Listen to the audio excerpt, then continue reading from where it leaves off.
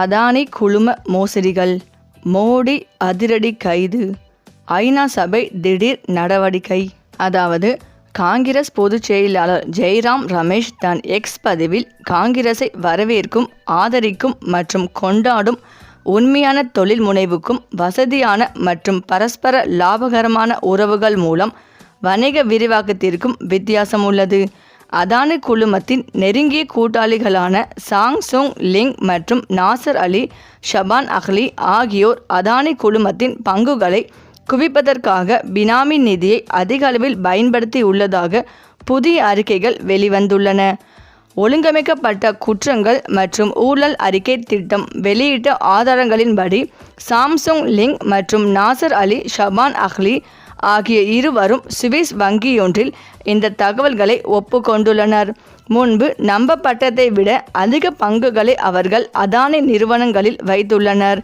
கடந்த 2023 ஆண்டு வரை இதன் மதிப்பு சுமார் $3 பில்லியன் ஆகும் என தெரிவித்துள்ளார். மேலும் ஜெய்ராம் ரமேஷ் தன் பதிவில் அதானி குழும மோசடி விவகாரத்தில் செபி விசாரணை மேற்கொள்ளவில்லை.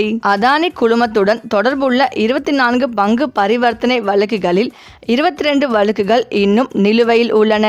இதன் மீதான செபி விசாரணையில் எவ்வித முன்னேற்றமும் இல்லை.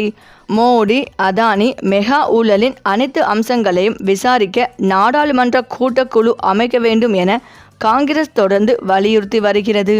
ஆனால் அதை மோடி தடுக்கிறார். பிரதமர் மோடியின் உதவியுடன் அதானி குழுமம் ஒவ்வொரு வணிகத்திலும் தனது இருப்பை விரிவுபடுத்தி வருகிறது.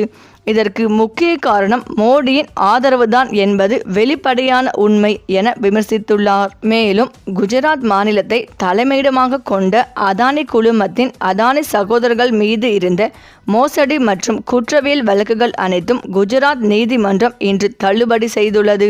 பங்குகள் வாங்குதல் மற்றும் விற்றலில் முறைகேடு செய்திருப்பதாக அதானி சகோதரர்கள் மற்றும் 12 பேர் மீதும் அதானி எக்ஸ்போர்ட் லிமிடெட் மற்றும் அதானி ஆகிரா பிரைவேட் லிமிடெட் ஆகிய நிறுவனங்களின் மீது 2012 ஆண்டு தீவிர மோசடி புலனாய்வு அலுவலகம் வழக்கு பதிவு செய்தது. இந்த அமைப்பு அளித்த தகவலின்படி அதானி அக்ரோ நிறுவனம் சட்டத்திற்கு புறம்பான முறையில் கேட்டான் பராக் நிறுவனத்தின் அதானி நிறுவன பங்குகளை தவறாக பயன்படுத்த அளித்ததாக தெரிவிக்கிறது. மேலும் கேட்டன் பராக் நிறுவனத்தின் நிறுவன பங்குகளை பங்கு சந்தை உயர்வாக இருக்கும்போது விற்கவும் பங்கு சரிவில் இருக்கும்போது திரும்ப வாங்கவும் செய்தது. இதனால் இரு நிறுவனங்களும் அதிகப்படியான லாபத்தை முறைகேடான முறையில் பெற்றது. இந்த நிலையில் வழக்கில் இருந்து அதானி குழுமம் கடந்த மே 9 அன்று விடுவிக்கப்பட்டனர்.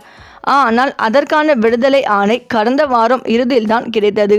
மேலும் அதானி சகோதரர்களான கௌதம் அதானி மற்றும் ராஜேஷ் அதானி இருவரும் பாரத பிரதமரான நரேந்திர மோடியின் நெருங்கிய நண்பர்களாவார்கள். இந்த வழக்கை விசாரித்த நீதிமன்றம் தீவிர மோசடி புலனாய்வு அலுவலகத்தை போதி சாட்சிகளை சமர்ப்பிக்கும்படி உத்தரவிட்டுள்ளது. மேலும் பொதுமக்கள் யாரிடம் இருந்து இந்நிறுவனத்திற்கோ அல்லது அதானி சகோதரர்களுக்கு எதிராக எந்தொரு வழக்கும் பதிவு செய்யப்படவில்லை என்று நீதிமன்றம் தெரிவித்தது. குறிப்பாக மேலும் கௌதம் அதானி மோசடி முதலீட்டாளர்கள், ஒழுங்குமுறை அதிகாரிகள் மற்றும் பொதுமக்களின் கவனத்தை ஈர்த்து ஒரு முக்கிய விவாத பொருளாக மாறியுள்ளது.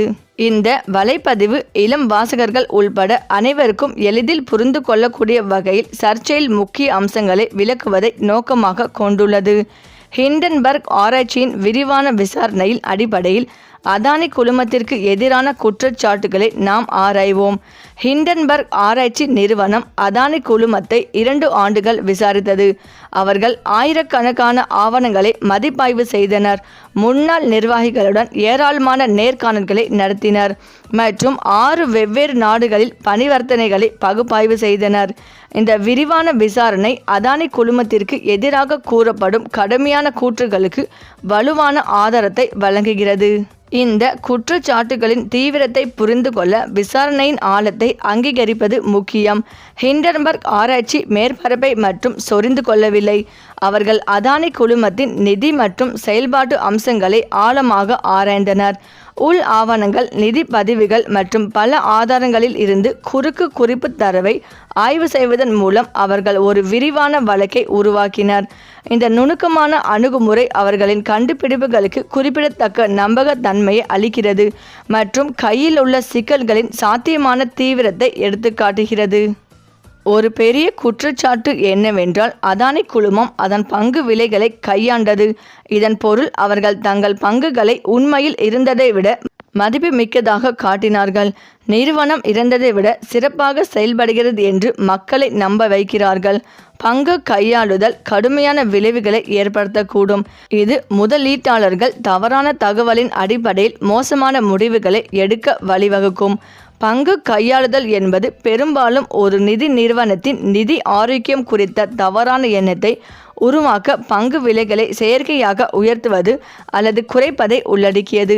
அதானி குழுமத்தை பொறுத்தவரை அவர்கள் தங்கள் பங்குகளை மிகவும் மதிப்புமிக்கதாக காட்டும் நடைமுறைகளில் ஈடுபட்டதாக விசாரணை தெரிவிக்கிறது.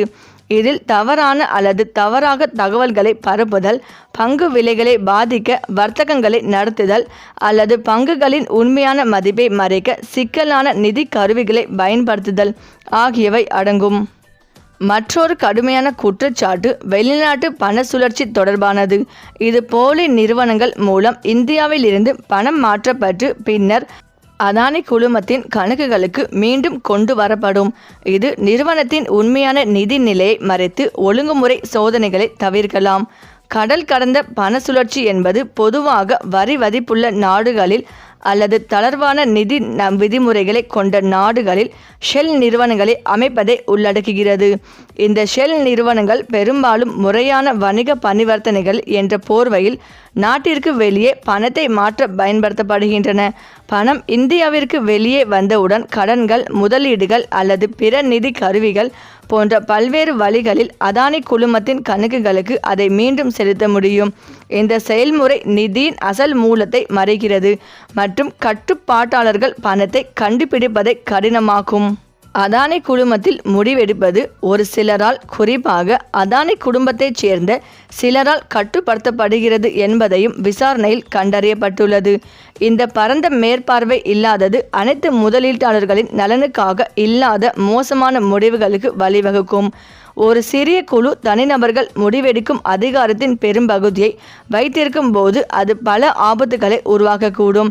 இதில் பல்வேறு கண்ணோட்டங்கள் இல்லாமை, சாத்தியமான நலன் மோதல்கள் மற்றும் நிறுவனம் மற்றும் அதன் பங்குதாரர்களின் நல்வாழ்வை விட தனிப்பட்ட நலன்களுக்கு முன்னுரிமை அளிக்கும் முடிவுகள் எடுக்கப்படுவதற்கான சாத்தியக்கூறுகள் ஆகியவை அடங்கும். அதானி குழுமத்தை பொறுத்தவரை குடும்பத்திற்குள் அதிகார குவிப்பு அவர்களின் நிர்வாக நடைமுறைகளின் வெளிப்படைத்தன்மை மற்றும் பொறுப்பு கூறல் குறித்த கவலையை எழுப்புகிறது.